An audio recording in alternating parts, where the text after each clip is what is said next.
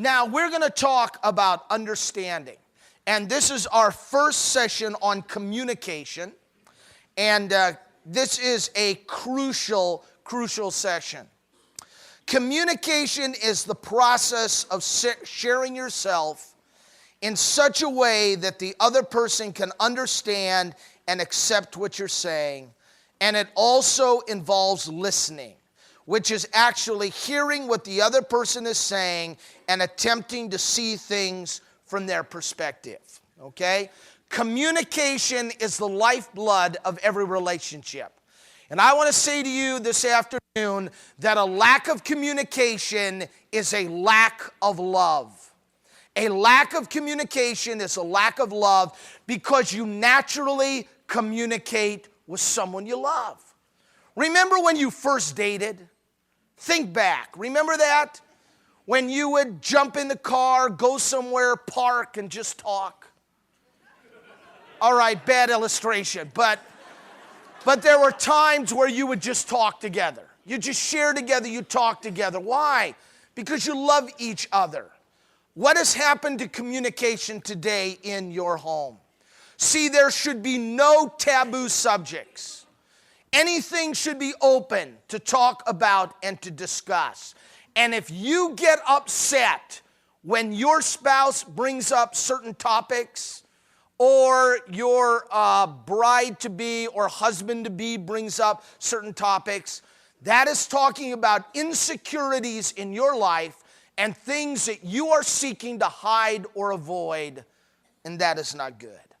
And so this afternoon, we're going to talk about the anatomy of understanding. Proverbs 24:3, by wisdom a house is built, and by understanding it is established.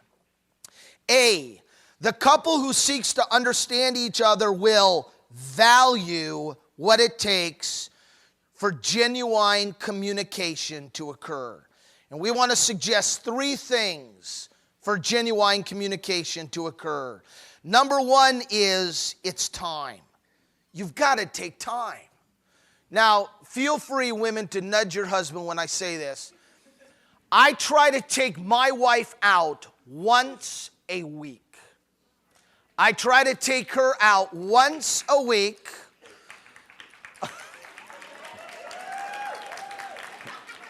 Isn't that interesting how all women are applauding? Isn't that interesting? No men. I try to take her out once a week. Now, people will say to me, men will say to me, I can't afford that. I can't afford it. I can't afford it. You don't understand. Well, that's fine. What you do is you take her to McDonald's. You go into McDonald's, each of you get a cup of water, and you sit at a back booth together. And if you have children, you work with another couple that has children.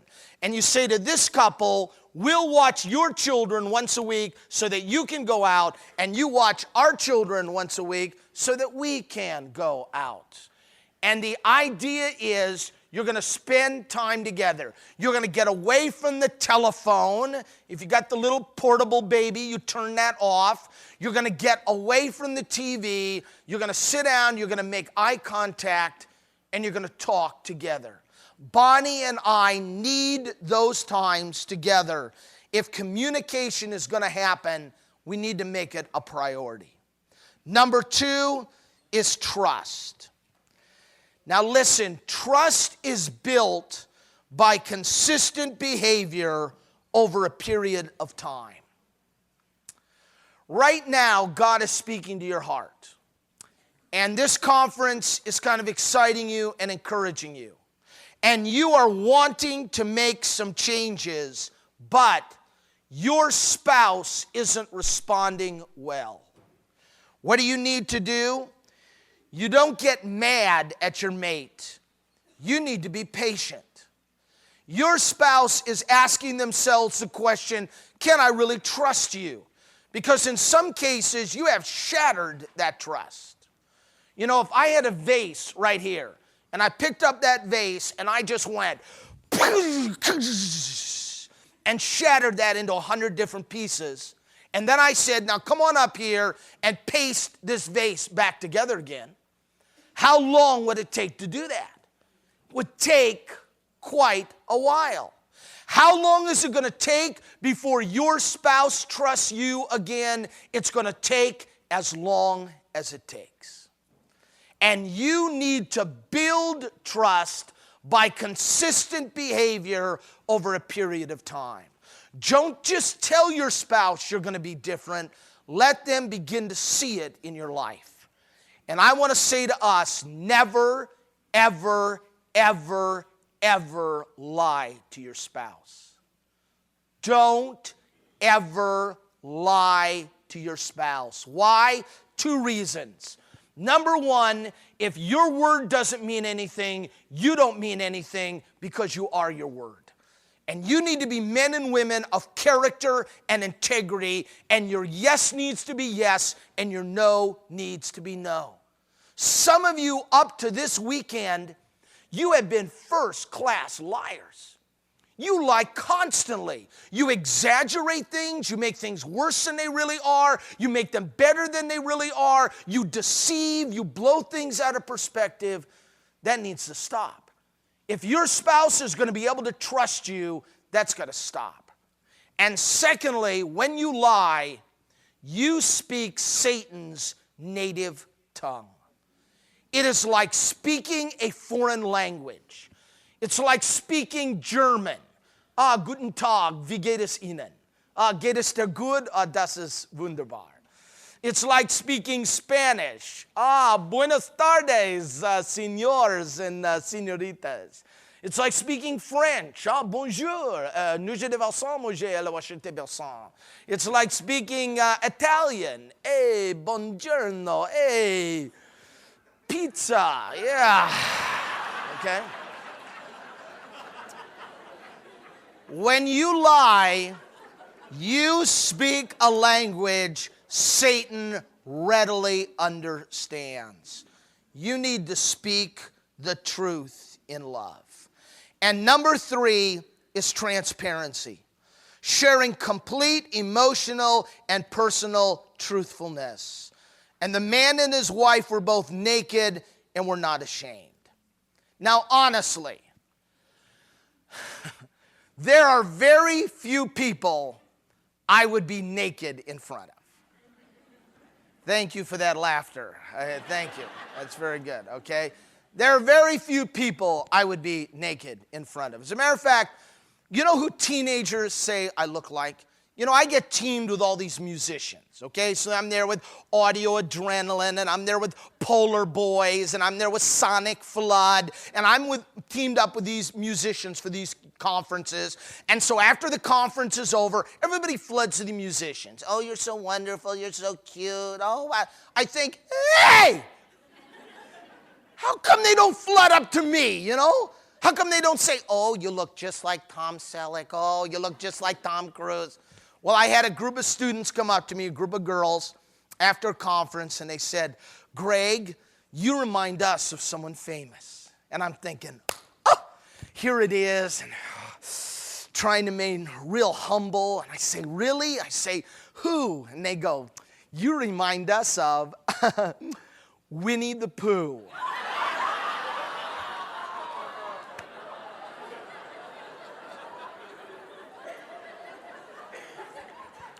You know, people say to me, Greg, why don't you get in shape? I say to them, hey, I am in shape. Round is a shape, all right? I'm in shape, crying out loud. See, there are very, very few individuals that I would be naked in front of, but there is one, and that is my wife, Bonnie. And just like I would be naked before her physically, so also emotionally and spiritually, I must be naked. I must be transparent. There needs to be a complete openness in my communicating and sharing with her. See, letter B, understanding increases with increased levels of communication. Now notice that little chart. You have communication levels, starting number 1, surface, to number 5, deeper. The meaning of that, degrees of transparency, number of people that you would share with, and The degree of trust, commitment, and friendship deepens the deeper you go. See, number one is cliche. This is very safe. Hi, how are you? Nice to see you. What's the weather like? You are non-sharing, very surfacey. Number two is fact. You're sharing what you know. You're telling others what have been said. You offer no personal information. It's kind of like we're reporting the facts like the 6 o'clock news. Number three is opinion. Sharing what you think. Real communication begins here. Here's where real communication begins. And here we begin to risk some ideas and opinions. But if we sense that we aren't being accepted, then we're going to retreat back to fact or cliche. Number four is emotion. Sharing what you feel. For a person to really share themselves, they must share their feelings. And number five is transparency. Sharing who you are with openness and honesty. Here is where total vulnerability is. You're sharing your strengths and your weaknesses, your high points and your low points. Now I want you to look at 1 through 5, and I want you to put an X on what level you share with your spouse. Put an X at what level you share with your spouse. And then I want you to put a circle where your spouse shares with you. Where you sense that your spouse shares with you. And then later this evening, I want you to talk about that. And remember that communication is a process of sharing yourself, and your yesterdays do not determine your tomorrows. Maybe you were a poor communicator yesterday, but that doesn't mean you have to be a poor communicator tomorrow. You can be different because God will give you the power to be different. The top of page 77. This is listening now, seeking to understand. Let everyone be quick to hear, slow to speak, and slow to anger. See, many people want nothing more than someone to care enough to listen to them. When you listen to somebody, you are saying that they are significant, that they are worth your time. You are saying, I care about you. Now keep this in mind.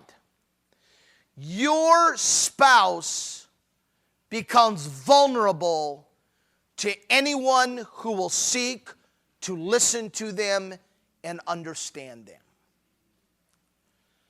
Your spouse becomes vulnerable to a member of the opposite sex who will seek to listen to them and understand them.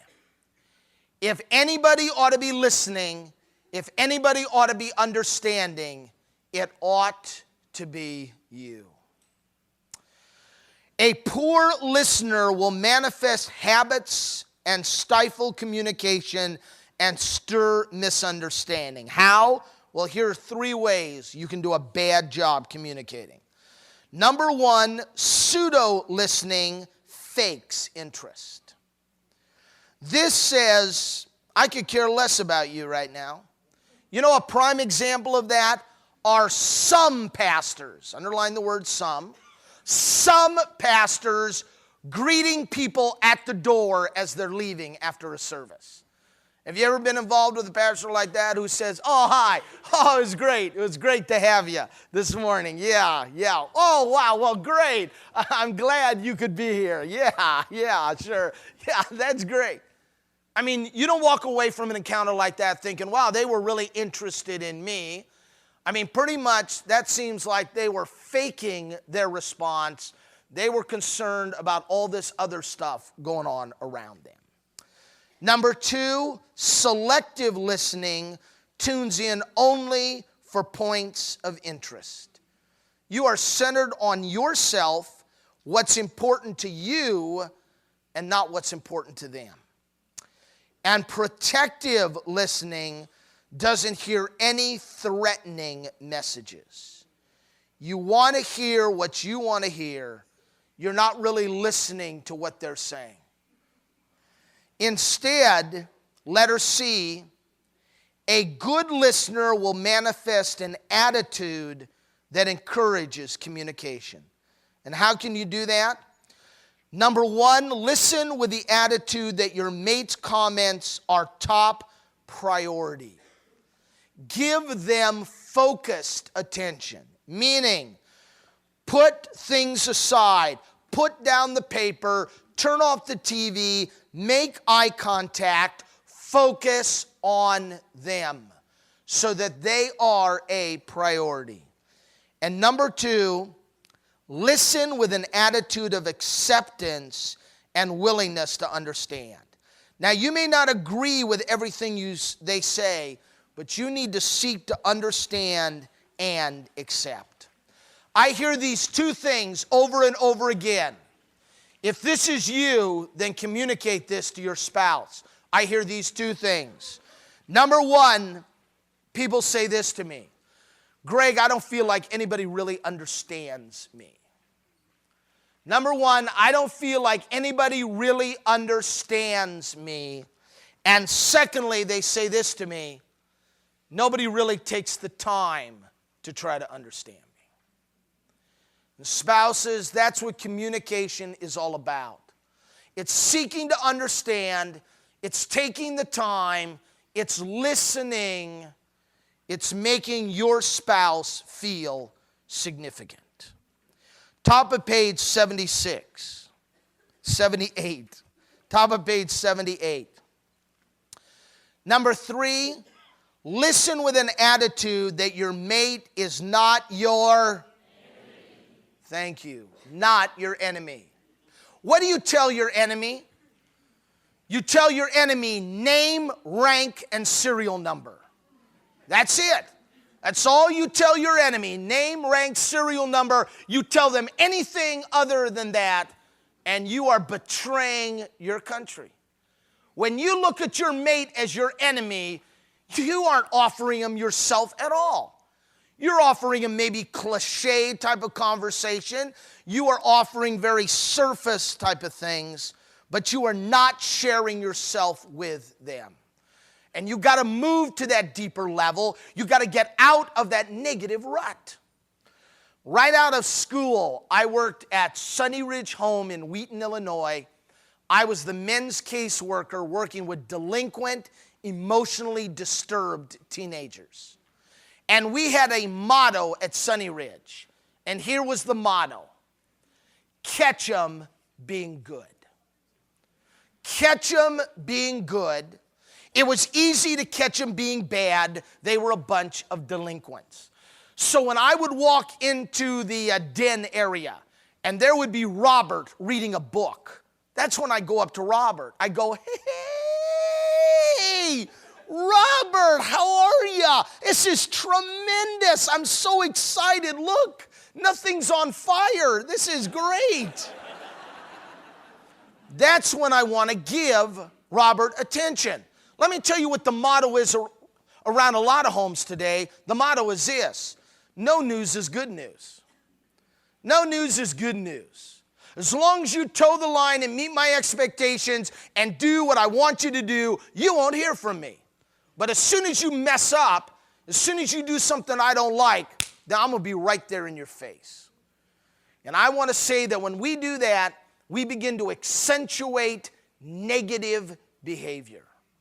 Instead, when it comes to your relationship with your spouse and your relationship with your children, here's what I'd like you to start to do. I want you to catch them being good. I want you to look for opportunities, men, to build up your wife. Women, I want you to look for opportunities to build up your husband. I want you to catch one another being good. And number four, listen with an attitude of willingness to hear what God may be saying through your mate. I have learned long ago to listen to Bonnie. Listen to Bonnie. I save myself a lot of heartache, a lot of hassle if I listen to Bonnie. Because God will speak through my wife to you. When your wife comes up to you and says to you, you see that woman right over there? She's interested in you. And your initial reaction is, get out, that is so stupid. No, she is. Oh, that is dumb. I'm here to tell you this afternoon, no one knows a woman like another woman knows a woman. Listen to your wife. Listen to your husband. God will speak through them to seek, to teach you, to direct you, to guide you. And number 5, listen with an attitude of wanting clarification. Ask questions and paraphrase in order to get at the meaning of the message. For example, clarifying questions. Are you telling me that? Or what did you mean when you said I'm an idiot? Okay? You're looking for clarifying. You're looking for them to clarify it, okay? Or summary questions. This first one, men, is a great one for you. Of all that you just said, what do you most want me to understand? Cut me some slack. Help me here. Or number 2, what do you need from me most right now? Asking those type of summary questions or clarifying questions. And a good listener manifests proper listening habits that enhance communication. Focused on what is being said rather than the way it is being said. But at the same time, can I also say, the way you say something is really important. Anytime you communicate a message, 7% of the message are the words. 38% of the message is your voice inflection. It's your volume. It's how you say it. And 55% of every message you communicate is nonverbal. Now, people say to me, what? What? You're only saying to me that 7% is words and 93% is other. I don't believe that. I say, okay, let me say the same thing to you now 3 times, and you tell me if you notice a difference. Number 1.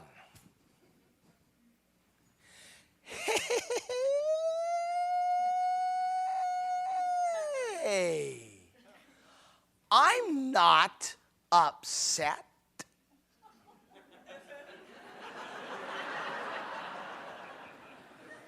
Number 2.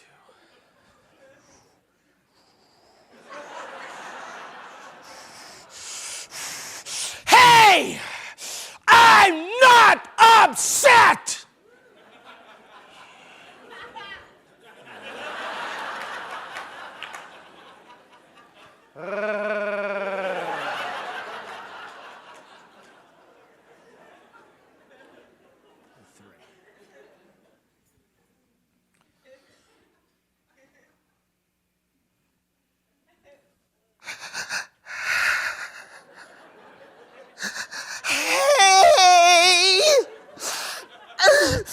I'm not upset.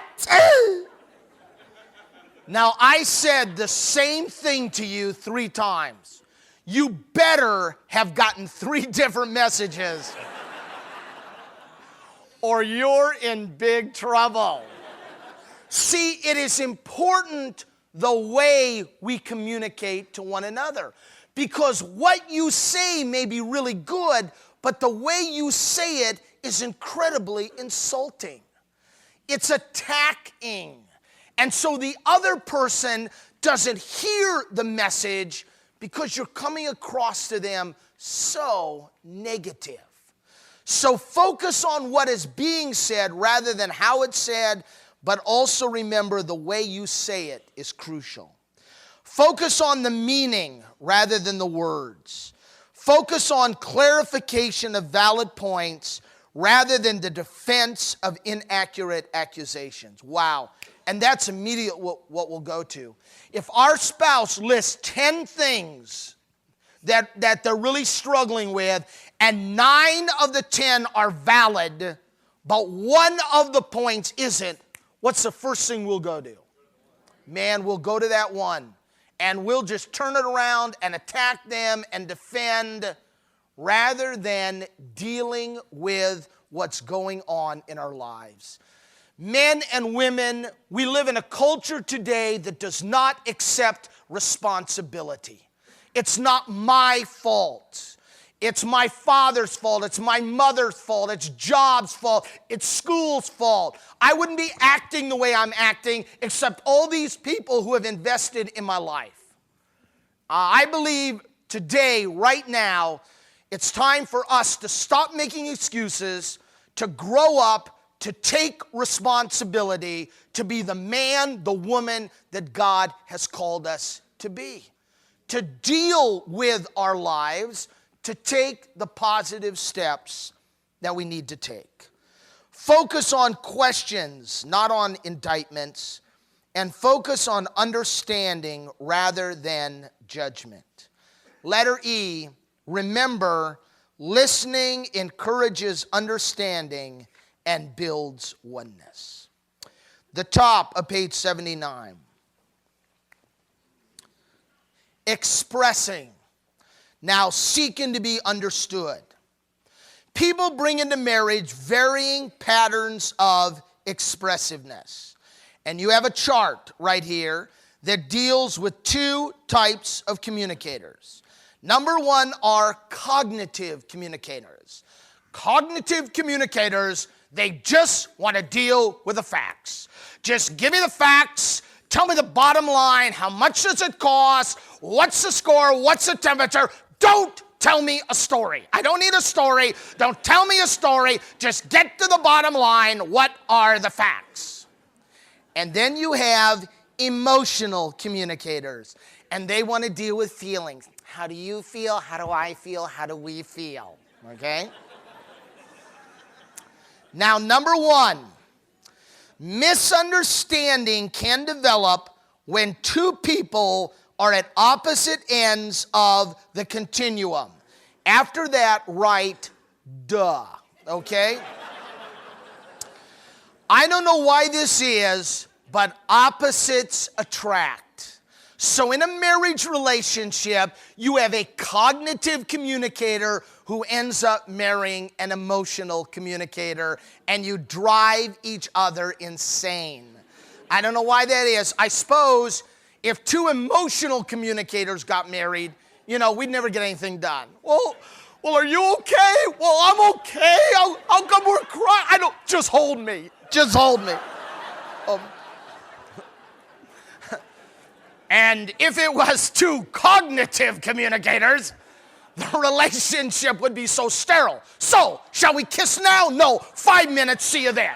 Okay? So you have these opposites who come together, all right? Now, as you look at that scale, cognitive and emotional, first of all, I want you to put on that scale right there, moving back and forth, I want you to put a little X where you are on that scale. Put an X where you are.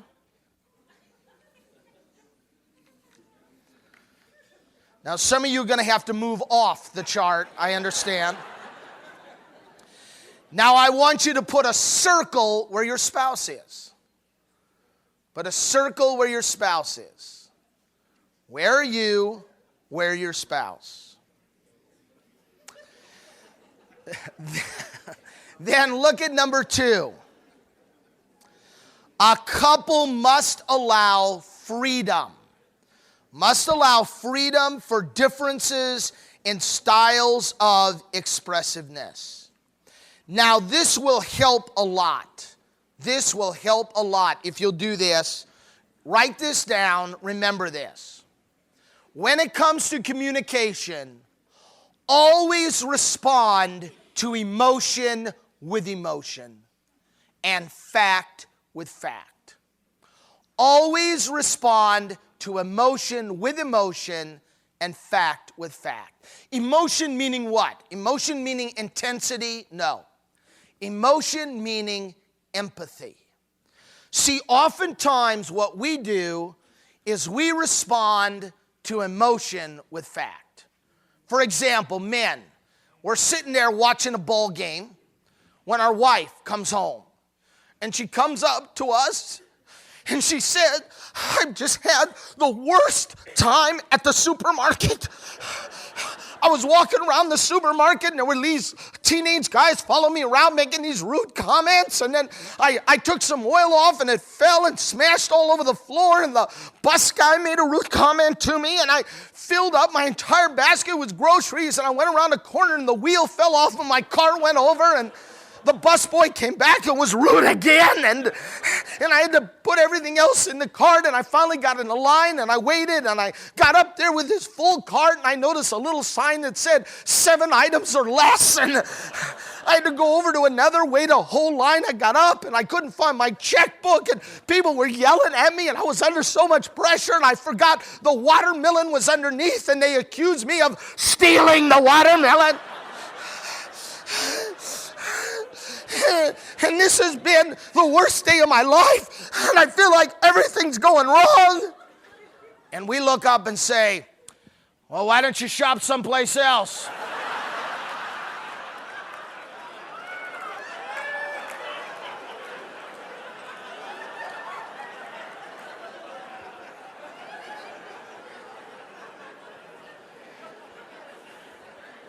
Man. Gentlemen, do not be surprised if that evening you are wearing your dinner rather than eating it. You have just responded to emotion with fact. If you do that, let me tell you what your spouse will say to me. First thing they'll say to me is this: my husband doesn't really understand me. It's the first thing they'll say to me. My husband really doesn't understand me. If you do it enough, men, she will finally say to me, my husband doesn't really care about me. Now that's not true, but that's how you come across. That's how you come across to your spouse. That's how you come across to your children. Always respond to emotion with emotion. So when she says it's been the worst day of my life, you need to get up out of the couch. You need to come over. You need to put your arms around. Oh, honey, man, that is so bad. I'm so sorry. Oh, wow, that must have been horrible. You dumped your car. Oh, no. Oh, honey, I'm sorry. I'm sorry. No, honey. Oh. And you need to respond to her emotion with emotion, okay?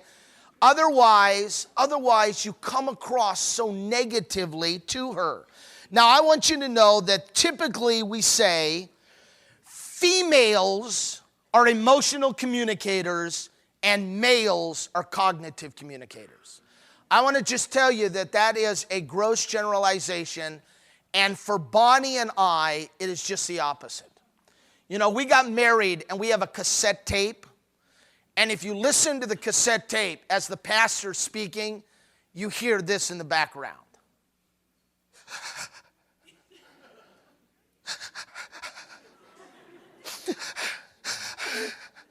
And people say, oh, Bonnie. They go, oh, Bonnie, that's so sweet. Bonnie goes, that wasn't me.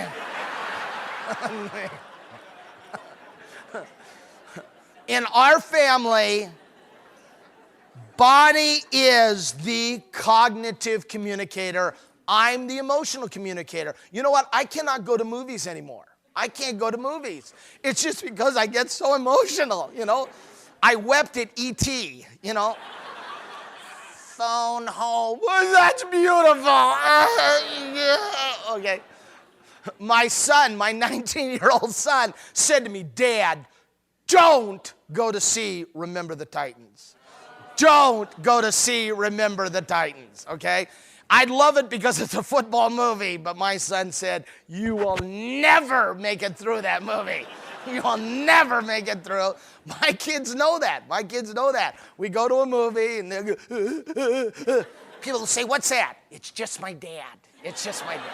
It's okay. It's okay. It's okay. All right? All right?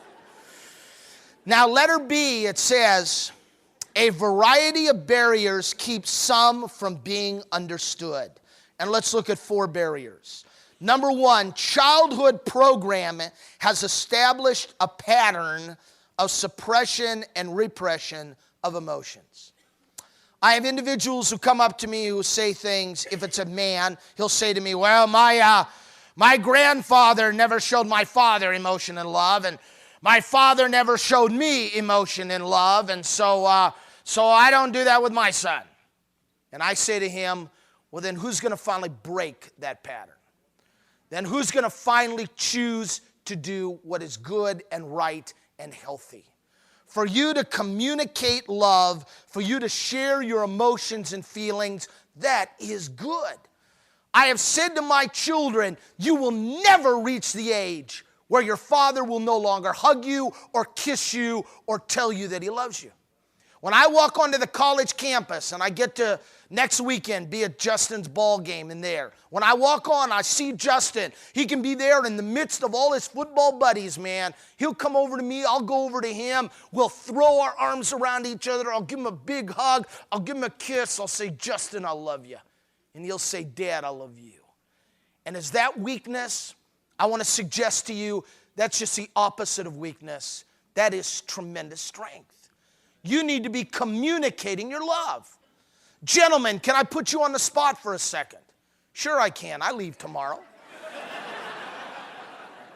Man, let me put you on the spot a second. When's the last time you took your wife in your arms with no ulterior motives, looked at her eyeball to eyeball, and said those 3 magic words? What's for dinner? No, sorry. Women are going, oh yeah, I hear that a lot, yeah. When's the last time you said to her, I love you? I've had men who have said to me, what? I've been married to the woman for 25 years. Doesn't that say anything? And I go, well, yes. It says she has tremendous endurance. That's what that says, okay? And I don't care how long you've been married, you need to be communicating that love. You need to be sharing that emotion. That is a good thing. Number 2, a poor self-image can cause one to fear rejection. So many of us in here today see ourselves through the eyes of the world, and we don't like ourselves. And you need to see yourself through the eyes of God. And you need to understand that you are someone beautiful, and you are someone special, and you are someone gifted, and you are someone talented, and you are someone in whom God Almighty formed. You are unique. You are great. You are great. And you see yourself through the eyes of God. And we are a culture that is so obsessed with weight. We are so obsessed with the outside, with body. But I'm here to tell you what's most important is what you're like on the inside. And some of you spend hours and hours and hours in the gym working on your outsides and hardly any time at all working on your insides. And could I suggest that if you worked on your insides half as much as you work on your outsides, some of you wouldn't be having some of the problems you're having right now. You need to focus in on what's really important. And you need to see yourself through the eyes of God. When's the last time you saw a sunset and ran away in terror? When's the last time you saw a little flower and felt like throwing up? When's the last time you saw a tree and you just were appalled? When's the last time you saw a mountain and it just grossed you out? No. You see everything God made, the mountains, the trees, the flowers, the ocean, the sunsets, all of this, and you look at it and you say, wow, it's beautiful, it's great. Well, I got news for you. You are part of that creation. And you are beautiful. And you are great. And you are unique. And you are special. And I want you to begin to see yourself through the eyes of God. Here's your assignment tonight when you get to your hotel room. Walk into the bathroom, lock yourself in the bathroom. Stand at the mirror, look at yourself in the mirror, and I want you to say this out loud. Jesus, thank you for making me me. Do you know that some of you have never done that? For the past 20, 30, 40, 50 years of your life, all you've done is complain. Oh, I wish I was taller. I wish I was slimmer. I wish my hips were like this. I wish my chest was this. All you've done is complain. And you stunt your growth emotionally and spiritually. I want you to be thankful for what God has created. God does not make garbage. God does not hold garage sales. God made you. Number 3. A false concept of manhood and pride prevents men from sharing their needs and feelings. The lie is that the real man puts up all these walls and masks and never shows love or tenderness or emotion or care, and that's supposed to be a strong man. And I want to tell you that that's a weak man. Do you know the one characteristic a woman looks for in a man beyond any others? Christian, non-Christian, across the board. It's gentleness. It's a man who can be tender and loving and listener and caring. And men, we don't develop that by being able to hit 9 out of 10 30-foot jump shots. We don't develop that by being able to bench press 250 pounds. Man, that's got to come from within.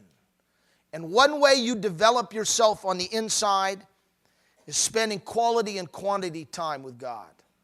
Being in His Word. Spending time in prayer, seeking after Him so that He can begin to make you anew inwardly.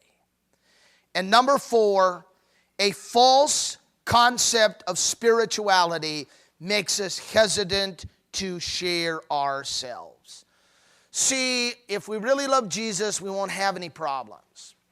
And Bonnie and I, because we love Jesus and we love each other, I want you to know Bonnie and I never ever have any arguments. We never ever have any fights because we're Christians. If you came up to me this afternoon and you said to me, Greg, we've been married for 15 years or 20 years and we never ever fight. We never ever have arguments. I want you to know I would be totally unimpressed.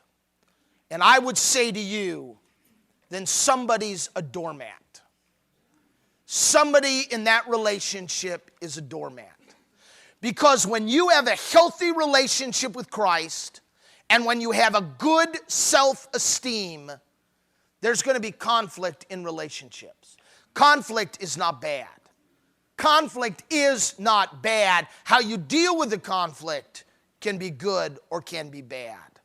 And so you need to understand that being a Christian, loving the Lord, does not mean that your relationship is conflict-free. Top of page 80. Expressing ourselves involves the risk of being emotionally intimate, to be transparent again and naked. Emotional intimacy involves expressing your feelings and emotions with someone who is committed to you. If I doubt your commitment, then I'm not going to share. Do you know, in the past, we have said some very hurtful, some very mean, some very caustic things to our spouse. I'd like to suggest that if you have not done this, that this evening you apologize to your spouse. You say, sweetheart, I have said things to you in the past in my anger that are absolutely wrong. And I want to apologize to you right now. I'm going to ask you to forgive me. Do you know if it's been a while since you've apologized? If it's been a while since you've apologized to your spouse or children, can I suggest that it's not because you haven't been wrong, it's because you've been too proud to admit it. And do you know there are times where I have to go to my children and I have to say to them, especially when they were little, I'd have to say, Justin, I'm sorry, your daddy was wrong. I was wrong in doing that. I was wrong in saying that. Justin, I'm sorry. Would you please forgive me? And what do you think my son would say? What do you think my 5-year-old son would say? You think he would look at me and say, well, don't let it happen again. No. My son, my daughters, they would look at me. There wouldn't even hardly be a second go by, and they would say, that's okay, Daddy. That's okay, Daddy. And I've often thought to myself, wouldn't it be great if I was that fast to forgive? Wouldn't it be that great if I was that fast to understand? Letter A, it begins by entrusting yourself to God because He understands. No one loves you the way Jesus loves you. And my desire is for my wife and children to love Christ first and foremost. Letter B, it then follows by entrusting yourself to your mate for their understanding. And remember that a healthy relationship doesn't happen magically. It's cultivated. It's not inherited. And then number 2, emotional intimacy involves the disclosure of thoughts. Here's what I've been thinking. When we were first married or when we were dating, there would be times of silence, like in the car or stuff, and my wife would always turn to me and say, what are you thinking? So what are you thinking? So what are you thinking? What are you thinking? So what are you thinking? And men, what would I always say? Nothing. Nothing? Nope, nothing. Nope, that ain't nothing. So what am I saying? I'm turning to my wife and I'm basically saying, I have a large, empty space devoid of all thought. And I've thought about that, and you know what killed me? My wife would just totally accept that. I'd say, no, nothing. Okay. I thought so.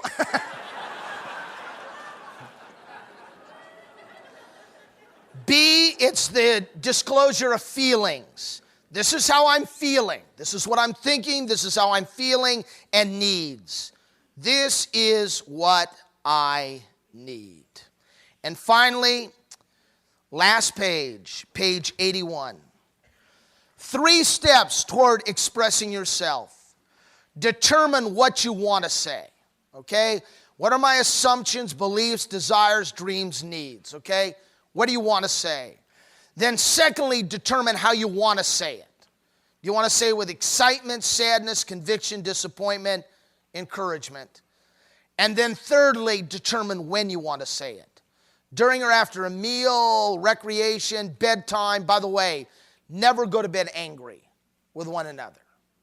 Never go to bed angry with one another. Why is it when it's 11 o'clock at night, when we're both exhausted and irrational, how come that's when Bonnie and I get into arguments? Why is that? I don't know. It drives me insane.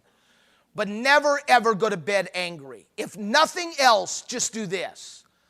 Okay, this is a conflict. We're both really tired. Can we agree right now that we both love each other? And tomorrow morning, then can we pick it up and discuss it? Yes? Okay, fine. But don't go to bed angry, because then you'll allow Satan to build a wall in your relationship. Okay? In the presence of children, while you're driving, and you know what? Timing is crucial. Sometimes when you're mad at each other, you need to take a time out. You need to calm down emotionally, okay? You just need to say, look, okay, you go to the bathroom, I'll go to Brazil, okay? Just take a time out, come back, then we'll discuss it, okay? In summary, developing understanding in marriage requires listening and expressing. Will you make a commitment to listen with understanding, express your thoughts, feelings, and needs, and realize communication is a lifelong process? Remember, God's power is available to you when you are risking vulnerability with another person. Your yesterdays do not determine your tomorrows. You can be different because Jesus will give you the power to be different. That was Family Life Weekend to Remember conference speaker Greg Speck speaking on understanding. On the next CD, we'll hear from Alan Halavka on the topic of sexual intimacy.